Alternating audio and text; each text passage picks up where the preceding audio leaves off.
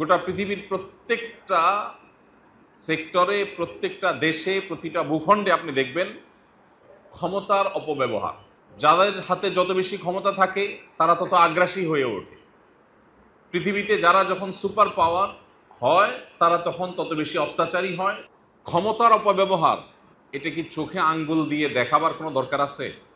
অবশ্য ক্ষমতার অপব্যবহার দেখার জন্য আমাদের দেশের চাইতে উত্তম উদাহরণ পৃথিবীতে আর কোন জায়গায় আছে আমি জানি না। খুব কম দেশ আছে হয়তো যার হাতে যতটুকু ক্ষমতা আছে তিনি 16 আনা সেটার অপব্যবহার করার চেষ্টা করেন। একেবারে ক্ষমতার সর্বোচ্চ কেন্দ্রে থাকা মানুষটি থেকে নিয়ে একেবারে সর্বনিম্ন পর্যায়ে থাকা মানুষটা, যে যেখানে যতটুকু পারে তিনি সেখান থেকে ততটুকু অপব্যবহার করার চেষ্টা করেন। আমরা একটু দেখি আমাদের নবী করিম সাল্লাল্লাহু আলাইহি ওয়াসাল্লামের সিরাত কি ছিল। এক্ষেত্রে তার জীবন চরিত্রের দিকে যদি আমরা তাকাই, আমরা দেখতে পাই তিনি যখন মদিনা রাষ্ট্রের প্রধান ছিলেন, এবং শুধু মদিনা নয়, মদিনার আশেপাশের সমস্ত অঞ্চলগুলো যখন তার শাসনের অধীনে, তখন একবার নবী করিম সাল্লাল্লাহু আলাইহি ওয়াসাল্লামের সাথে সাক্ষাৎ করার জন্য বাহির থেকে কোনো এক ক্ষমতাধর ব্যক্তি বা কোনো এক গোত্র প্রধানের প্রতিনিধি এসছে। সেই প্রতিনিধি এক সদস্য কিংবা একাধিক সদস্যের প্রতিনিধি দল যখন মদিনায় আসলেন, আসার পর নবী করিম সাল্লাল্লাহু আলাইহি ওয়াসাল্লামের কর্মস্থল ছিল তার মসজিদে নববী। সব কাজগুলো তিনি মসজিদ থেকেই আঞ্জাম দিতেন। তিনি সাহাবীদের মাঝে বসা ছিলেন, হয়তো 5-10 জন 20 জন মানুষের মধ্যে। যখন নবী করিম সাল্লাল্লাহু আলাইহি ওয়াসাল্লাম সাহাবীদের মধ্যে বসা ছিলেন, তখন বাহির থেকে আসা সেই প্রতিনিধি নবী করিম সাল্লাল্লাহু আলাইহি ওয়াসাল্লাম সম্পর্কে কৌতূহলী হয়ে জিজ্ঞাসা করলেন। যখন লোকটা শুনলেন যে মদিনাতে তিনি মসজিদেই আছেন, অবস্থান করছেন, তো মসজিদে এসে তাকে খুঁজে পেলেন না যে নবী সাল্লাল্লাহু আলাইহি ওয়াসাল্লাম কোথায়। খুঁজে না পেয়ে উপস্থিত সাহাবীদের মধ্যে কেউ একজন হবেন এটুকু আন্দাজ করেছেন। আন্দাজ করে বলেছেন, মান ফিকুম মুহাম্মদ, ভাই তোমাদের মধ্যে মোহাম্মদ লোকটা কে?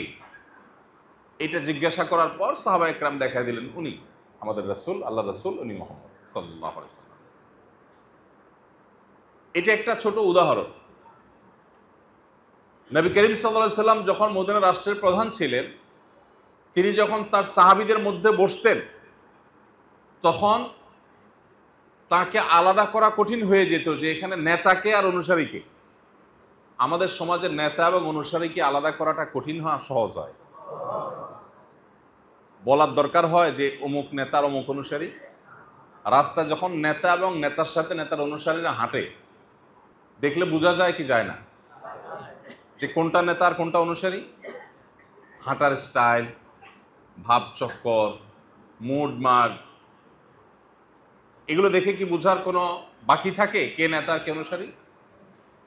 নবী করিম সাল্লাল্লাহু আলাইহি ওয়াসাল্লামের বিনয়ের একটা উদাহরণ হলো এটি, যে তিনি যখন সাহাবীদের সাথে মিশতেন, তখন তিনি যে নবী, তিনি যে রাসূল, তিনি যে প্রধান, এরকম কোনো ভাব তার অঙ্গভঙ্গির মাধ্যমে, তার চলাফেরার মাধ্যমে কখনো প্রকাশ পেত না। প্রিয় ভাইরা আমার, আমরা যে যতটুকু পারি, সাধারণ মানুষজন আমরা যখন যারা দায়িত্বে থাকেন তাদেরকে আক্রমণ করতে আমরা খুব মজা পাই। হুজুররা ওয়াজে যখন তাদেরকে খুব শক্তভাবে ধোলাই করে, তখন জনগণ খুব খুশি। কিন্তু আমরা আসলে নিজেরা সুযোগের অভাবে সৎ, নাকি আমরা আসলেই সৎ যে আমি এই সুযোগটা পেলে আমি অন্তত এই আচরণটা করতাম না, আমি বিনয়ী হতাম? এই মানুষটা কয়জন আমরা?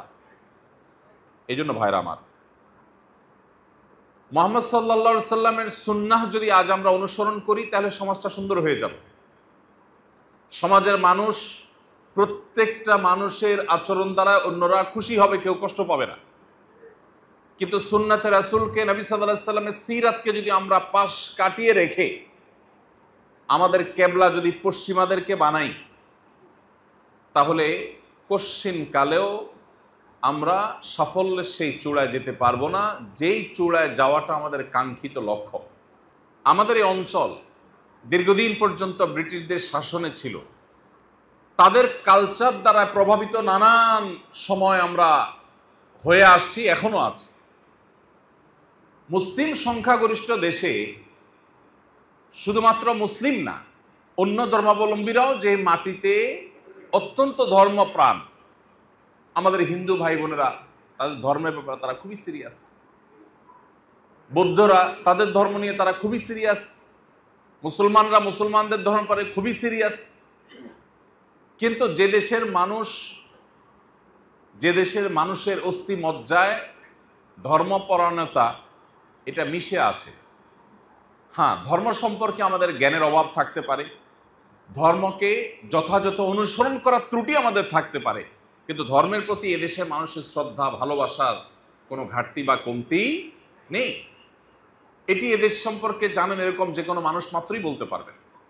কিন্তু দুর্ভাগ্যজনক সত্য হলো এরপরও আমাদেরকে পশ্চিমাদের বিভিন্ন আইডিওলজি জোর করে গেলাবার একটা প্রচেষ্টা আমরা সবসময় দেখতে পাই।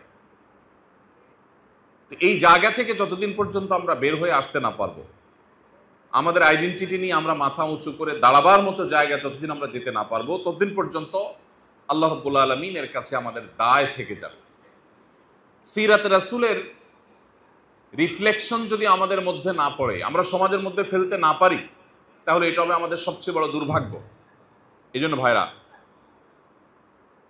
আমাদের প্রত্যেকটা মানুষকে যার যার জায়গায় সর্বোচ্চ দায়িত্বশীলতার পরিচয় দিতে হবে, যা আমরা সিরাত এবং সুন্নাতে রাসূল এটা শুধু ব্যক্তি জীবন নয়, জীবনের প্রত্যেকটা ক্ষেত্রেই আমাদের চর্চা করতে হবে এবং প্রত্যেকটা ক্ষেত্রেই এটা রিফ্লেকশন আনতে হবে। আল্লাহ আমাদের সবাইকে সেই তৌফিক দান করুন। আস সুন্নাহ ফাউন্ডেশন, উম্মার স্বার্থে সুন্নাহর সাথে।